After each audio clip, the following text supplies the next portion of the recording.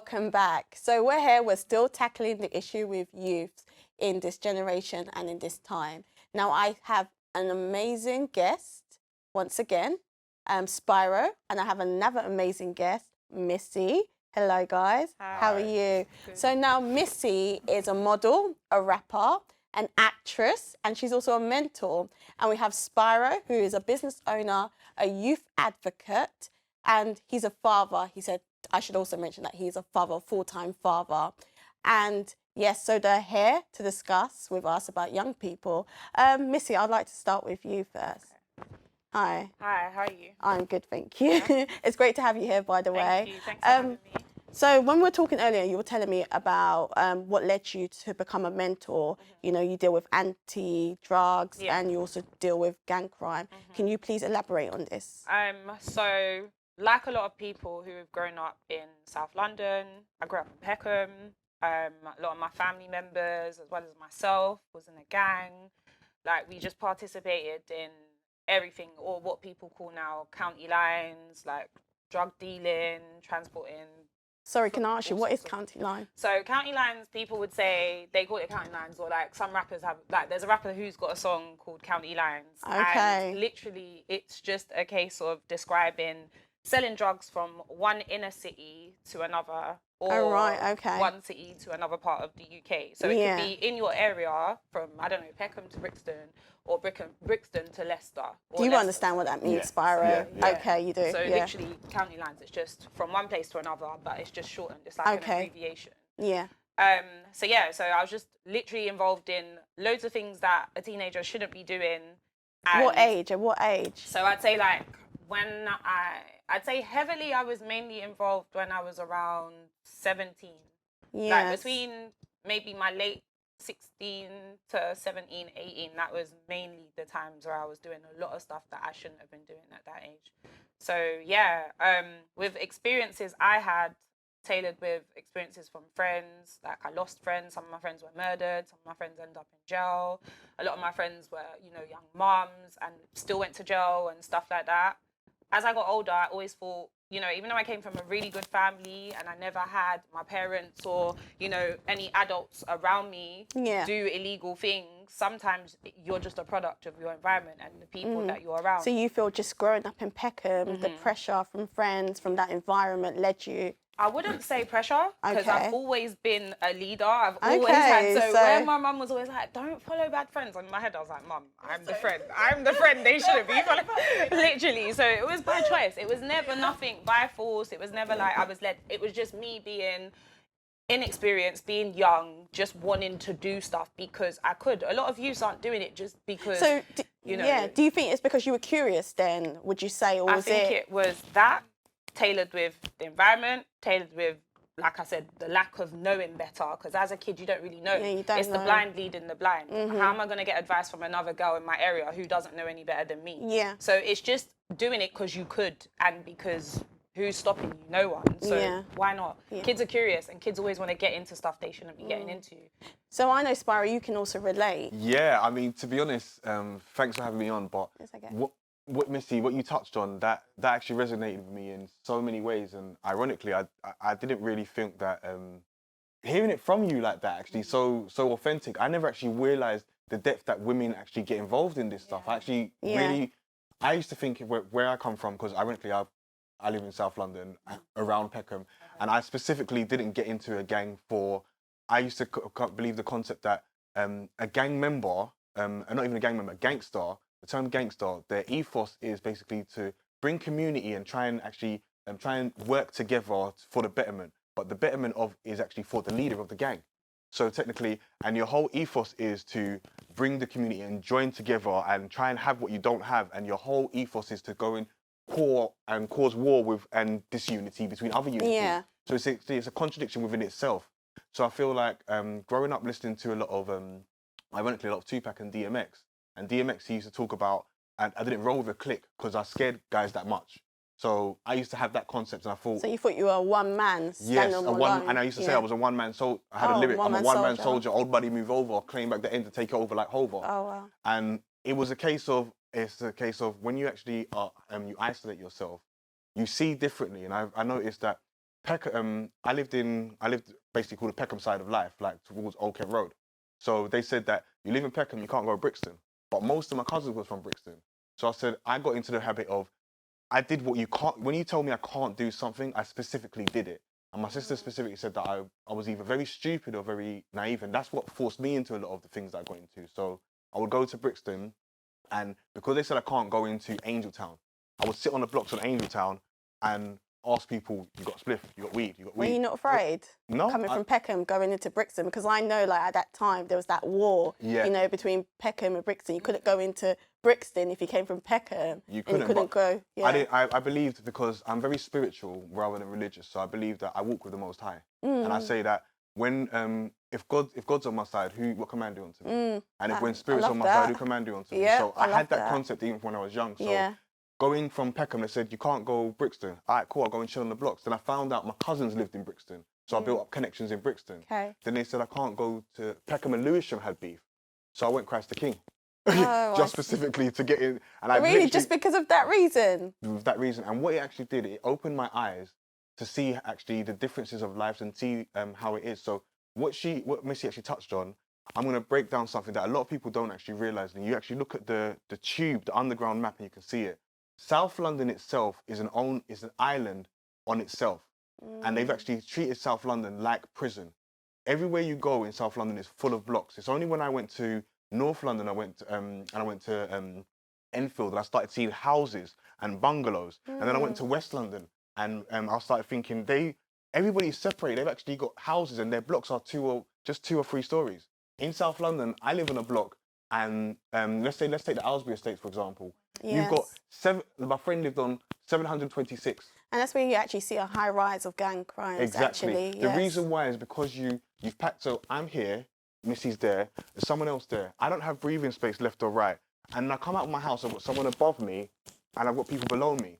And then when I actually come out, I'm looking at a block. So my Aylesbury Estates looks like G-Wing when I was in prison.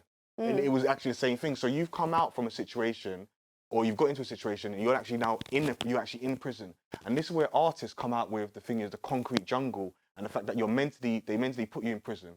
Now it's a psychological thing, because we, as a black person or as an African, like I'm generally African, so you go where you know. So if you look at, as I said, South London, because I can only do from where I know. In Peckham is very dominated African. You've got Caribbeans in there, you've got Asian, you've got white, it's mixed, but it's dominated African. If you go to Brixton, it's dominated Caribbean. Again, you've got African, you've got white, but it's dominated Caribbean. You go to Lewisham, it's dominated European. There's a lot of mixed race and different cultures up there, but you've got black, African, and Caribbean, but again, it's dominated European. Now you bring it to the sorry world. to disturb you, but because what I noticed actually in the news, and when you see the news, most of the knife crimes you actually see are actually related to black young people, and I always wonder, why is that? And that's the reason why, because you've actually given us the world, and because Tupac used to say, if you're not from the ends, don't pass through, because some OG fools might blast you. It's a concept that you've had from years that we've known. But you now come from your country, let's say like when my parents came from Nigeria, where are they going to go other than to where they know more people? So someone will say, oh, come to Peckham. So she goes over to Peckham with her friends, and they build up. Then she has her life and her kids like me, who grow up in Peckham. Again with Brixton, and this is how it separates. So it's just something that keeps on going on and on. And then the country, they fuel it by keeping you packed into society, giving you low opportunities, and then pumping you full of bad food so you can't actually think so right. Before we go there, let me go back to Missy quickly. So Missy, you were like in this gang life at the age of 17 and so on. How did you find yourself coming out of that? I think the final straw for me, it was something that it's like subconsciously, you always know when you're doing something wrong. I don't believe in, I didn't know what I was doing wrong. And that's why it's really difficult when you're dealing with law enforcement and then like social services and mentors, when you're dealing with children that are in gangs or, gang related or affiliated, because there's that thin line between, okay, they're of a certain age and their frontal lobe is fully developed. They should know what they're doing. They're making these choices.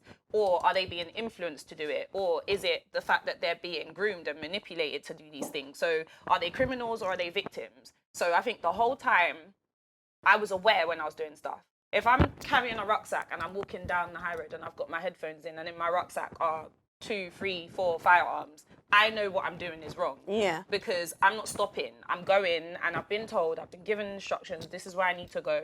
And the reason why I'm not stopping is because I'm aware that what I'm doing is illegal. So did you feel like, sorry to say this, because I know some people, obviously, it's by influence, but whereas with you, did you feel like you could get away with it? But yeah, because I was. Yeah, so you just to felt this like very that. So, day, yeah. like, that's not my life anymore. Yeah. That's a part of who I am because it's a part of where I've come from. Yeah. But at the time, girls go under the radar, even today. During the pandemic and lockdown, there were a lot of girls that were dressing up as nurses because at one point, on transport, literally the only people you would see on transport is healthcare workers and NHS workers. That's news. So if you put, I don't know, if you put an 18-year-old young woman in a nurse's outfit, and she's got a bag and there's drugs in it, the chances are the police are not stopping her because they just assume she's a nurse. Yeah. It's easy to get hold of a lanyard. It's easy to get hold of uniform. It's easy to do all these sorts of things. So how did you find out about this, about what was recently happening in the pandemic? Because in my mentoring job, it's our job to just know these things. Okay. And our mentees are young people that are doing these things. So we're constantly having conversations with them. We're talking with the police. We're talking with social services. We're talking with teachers,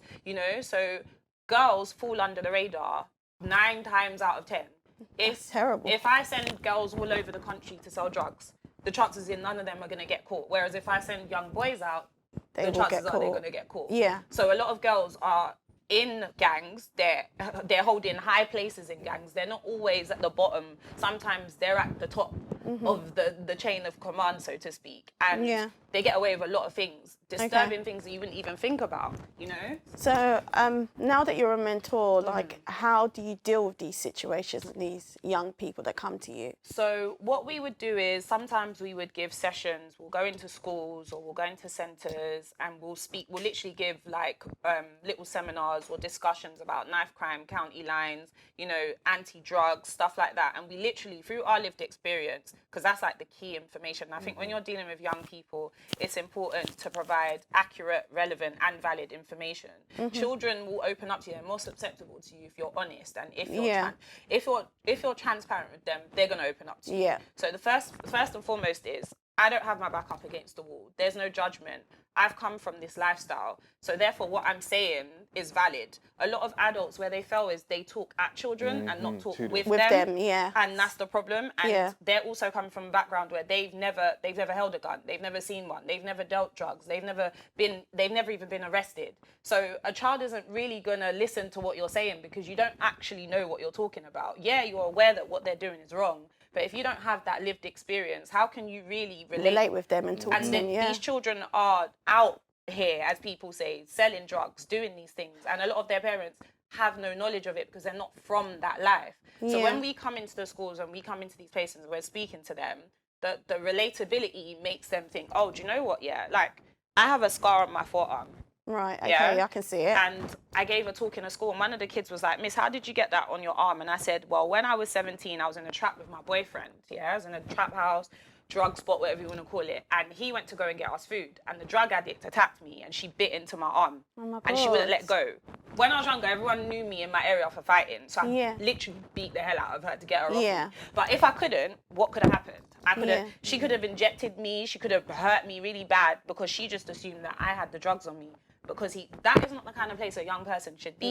So, you know, so through that, if I didn't have, I used to look at it and be ashamed, but now I look at it and I think, do you know what? I've come out of it. I'm that's a survivor. your story. It's my story. Yeah, it's your story, where you've come from. I could tell my kids, their kids, literally, my story literally will stop other people from getting involved in that. And that's my job. If I can help one kid, that's okay. That's amazing, because you don't know how many people that kid can help. Yeah, exactly. It's impactful. That's each amazing. One. That's amazing. That's wonderful. Spyro, so yes, as you were talking early on when we were discussing, you were talking about nutrition.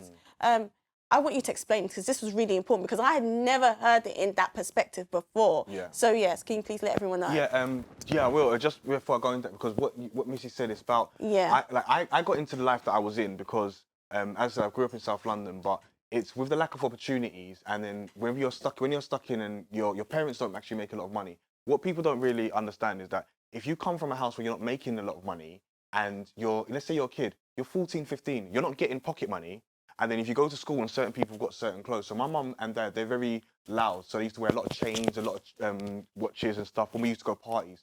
And when we'd come home, take it back off us. So I go to school and I see one guy, he's got a pinky ring and all the girls are flocking over him and all the men then think he's bad man. And I'm thinking, that ring is less than what I've got at home.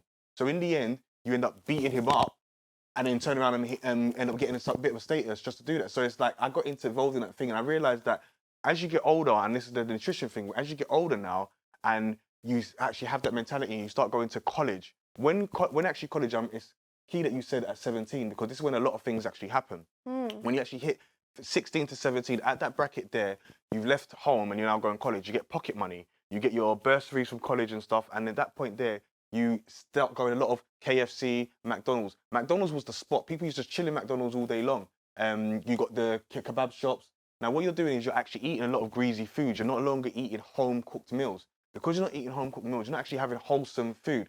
In productivity, you're sleeping, like, as you're getting older and becoming on the world, you're staying up later. Yeah. So you're not actually having those 4 hours of sleep, not replenishing your body. You go back to college a bit hangry. And people don't understand that terminology. Hungry does actually make you angry because you're not thinking right. So the moment you feel like that, you're not in a good mood. Have you noticed when you're not in a good mood, you wear darker clothes, you wear darker colours. Yeah. Because you wear darker colours, that's actually true. Blackness absorption. So it absorbs your negative energy. Then misery loves company. So as you're a bit miserable, I want to go and chill with someone who's a bit miserable as well. And actually, we're not miserable because ironically, we relate to the same lives. So we start doing it, and then next thing you know, we start building up. But actually, all that's actually built a cycle of everyone's wearing greasy food because you're eating greasy food, you're in a greasy mood, and then you're doing greasy things. And then I say I'm in grease mode. Okay. And now I'm older, I'm more positive, and people ask, how did it flip around? And when I looked at it, it's the two things, like one, the nutrition. When I started eating fruits and vegetables, so much more, it's like you start thinking different and out of the box. And then when I went to jail the last time, because I've been to jail 3 times, when I went to jail the 3rd time, I got set up on a gun charge. I was facing 18 to 25 years for something I'd never done. Wow. When I went to jail first times, I wasn't scared. Yeah. This time I was in Belmarsh, and it's the hardest prison ever. And every time I'm watching TV, man's next to me. And I'm like, I've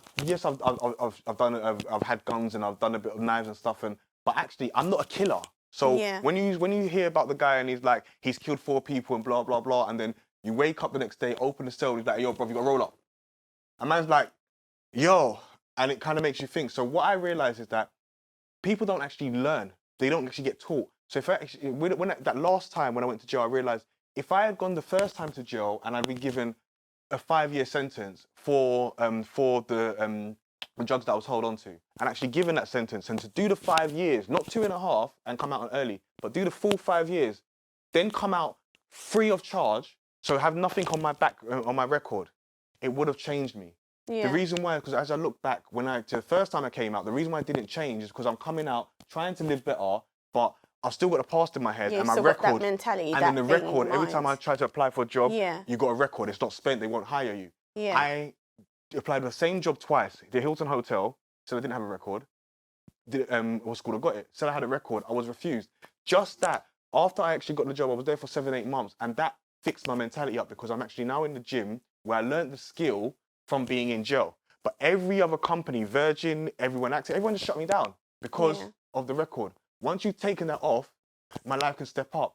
Now it can actually start to step up. I realized that actually a lot of people are not given these opportunities. We got into these things because you didn't have the options. You didn't have the options. You got around certain friends and you tried to step up. Yeah. You made mistakes, but no one actually rectified your mistake, and no one actually realized that you were still a child when that happened. And that's the thing. I actually do find that to be an issue in this country.